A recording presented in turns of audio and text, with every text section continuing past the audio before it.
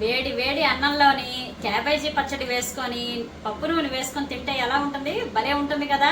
మరి రెసిపీ చూసేద్దామా? చూడండి, 1 టేబుల్ స్పూన్ ధనియాలు వేసుకోండి, 4-5 ఎండుమిరపకాయలు వేసేసుకోండి, అలాగే చిటికెడు ఇంగువ, 1 టేబుల్ స్పూన్ నూనె వేసుకోండి, సరిపోతుంది. ఇప్పుడు దీన్ని చక్కగా వేయించేద్దాం. ధనియాలు, ఇంగువ, ఎండుమిరపకాయలు వేగిపోయండి. ఇప్పుడు మనం ఇది పక్కకు తీసేసుకుందాం. 2-3 చెంచాలు ఆయిల్ వేసుకోండి. చిన్న క్యాబేజీ మొక్క ఈ మాత్రం నేను చక్కగా తరిగి పెట్టుకున్నాను అనమాట.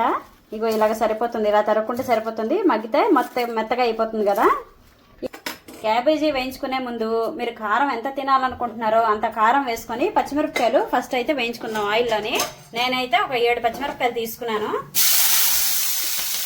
పచ్చిమిరపకాయలు వేగాయి కదండి. ఇప్పుడు మనం క్యాబేజీ వేసేసుకుందాం. చిటికెడు పసుపు, రుచికి సరిపడా ఉప్పు, చిన్న నిమ్మకాయ సైజ్ అంతా చింతపండు. చూడండి, అన్నీ వేసేసుకున్నాం కదా. చక్కగా కలిపేసుకొని ఓ 10 నిమిషాల సేపు మూత పెట్టేద్దాం. చూసారు కదండి, క్యాబేజీ చక్కగా మగ్గిపోయింది. నేను ఎంత క్యాబేజీ వేసానో చాలా తక్కువ అయిపోయింది.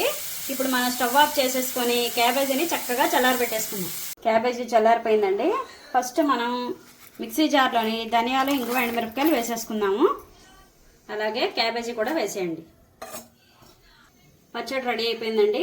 ఇప్పుడు మనం పచ్చడికి పోపు పెట్టుకుందాం.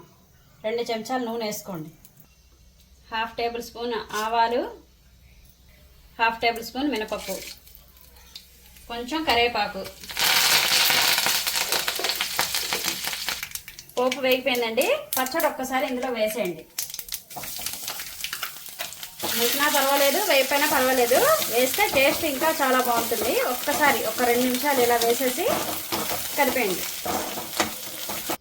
గుమగుమలాడే క్యాబేజీ పచ్చడి తయారైపోయిందండి. మరి చూసారు కదా ఎలా చేశానని. మరి ఈ వీడియో కనుక మీకు నచ్చినట్లయితే నా ఛానల్కి సబ్స్క్రైబ్ చేసుకోండి, సపోర్ట్ చేయండి.